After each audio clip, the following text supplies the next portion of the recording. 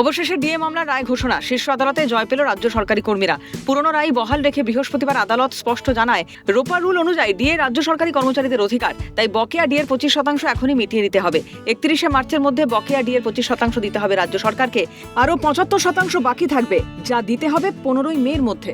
যে মামলায় 6 বার জিতেছে confederation of state government employees অর্থাৎ রাজ্য সরকারি কর্মচারীরা, সেই মামলায় আজকে মহামান্য বিচারপতিরা একেবারে ডিসাইড করে দিয়েছেন যে ডিএ কর্মচারীদের জন্য লিগালি এনফোর্সেবল রাইট। যে কথা কলকাতা হাইকোর্ট বলেছিল, সেই কথাই আজকে মহামান্য সর্বোচ্চ ন্যায়ালয় বলেছে এবং কর্মচারীদের জয় হয়েছে।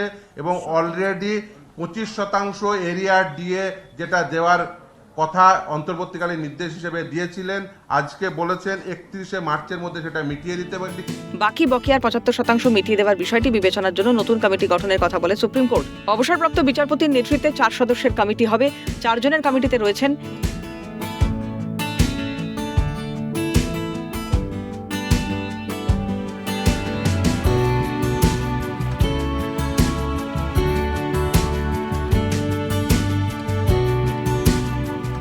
বকেয়া কিভাবে কতগুলো কিস্তিতে দিতে হবে সে বিষয়ে আলোচনা করে সিদ্ধান্ত নেবে এই কমিটি। সুপ্রিম কোর্টের যে অন্তর্বর্তীকালীন নির্দেশ ছিল, সেই নির্দেশ অনুযায়ী কিছু টাকা অবিলম্বে মেটাতে হবে। অন্তর্বর্তীকালীন নির্দেশ ছিল 25% দিতে হবে। 31শে মার্চের মধ্যে এই টাকা দিতে হবে। সুপ্রিম কোর্টের নির্ধারিত কমিটি বকেয়া ডিএ সম্পর্কে সিদ্ধান্ত গ্রহণ করবে। আদালতের নির্দেশ কার্যকর হচ্ছে কিনা সেই সম্পর্কে একটি রিপোর্ট 15ই মের মধ্যে সুপ্রিম কোর্টে জমা দিতে হবে। জানা গেছে, পেনশনভোগীরাও পাবেন এই সুযোগ। প্রাক্তন মহামান্য বিচারপতি ইন্দু মালহোত্রা, ঝাড়খণ্ড হাইকোর্টের প্রাক্তন চিফ জাস্টিস তিলক সিং চৌহান, গৌতম মাধুরিয়া উত্তরাখণ্ড হাইকোর্টের চিফ জাস্টিস এবং সিএজি অর্থাৎ কন্ট্রোলার অ্যান্ড অডিটর জেনারেল অথবা একজন সিনিয়র মোস্ট অফিসারকে দিয়ে একটা কমিটি তৈরি করবে। তারা ডিসাইড করবেন এই রাজ্য সরকারি কর্মচারীরা, পেনশনভোগীরা কোন প্যাটার্নে এই এরিয়ার ডিএ পাবেন এবং আলটিমেট মে মাসের মধ্যে সম্পূর্ণ এরিয়ার ডিএ মিটিয়ে দিতে হবে। 2008 সাল থেকে 2019 সাল পর্যন্ত যে এরিয়ার ডিএ যেটা ক্যালকুলেশন করতে হবে, ডিএ এআই সিপিআই অনুযায়ী ক্যালকুলেশন করে কর্মচারীদের সম্পূর্ণ ডিএ মিটিয়ে দিতে হবে। ডিএ মঞ্চের আহ্বায়ক ভাস্কর ঘোষ সুপ্রিম কোর্টের রায়কে স্বাগত জানিয়ে বললেন, নিম্ন আদালতের মতো জয়ের ধারা বজায় থাকলো সুপ্রিম কোর্টেও।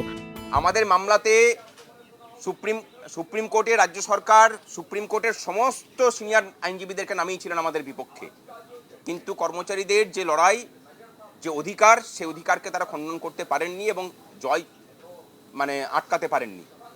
নিম্নতর আদালতে যেভাবে আমাদের জয়ের ধারাবাহিকতা বজায় থেকেছে, এখানেও তাই হয়েছে। মৌলিক অধিকার বলে কিন্তু কোনো সময়ই আমরা বলিনি। আমরা বলেছি যে লিগ্যালি এনফোর্সেবল রাইট, অর্থাৎ আইন স্বীকৃত অধিকার, এবং এই কথাটাও কিন্তু সুপ্রিম কোর্ট আজকে বলেছে।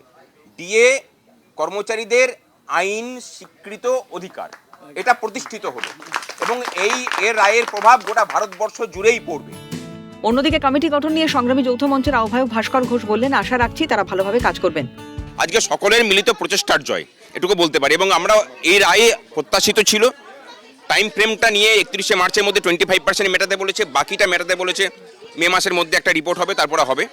যে কমিটি প্রাথমিকভাবে কনস্টিটিউট হয়েছে তাদেরকে নিয়ে আমাদের কোনো সন্দেহ নেই, তারা অত্যন্ত দক্ষ এবং যোগ্য এবং নিরপেক্ষভাবে কাজ করবেন বলে আমরা মনে করি। ভালো লাগছে, একটা দীর্ঘ লড়াইয়ের জয়। সব মিলিয়ে পুরনো অবস্থানেই অনড় রইল সুপ্রিম কোর্ট। ন্যায্য অধিকার আদায়ের লড়াইয়ে জয় পেল সংগ্রামী যৌথ মঞ্চের সদস্যরা। ক্যামেরায় সঞ্জীব চক্রবর্তী, সুরজিৎ প্রামাণিকের সঙ্গে অভিরূপা হাজরা ও দীপাঞ্জনা সাউয়ের রিপোর্ট, ক্যালকাটা নিউজ।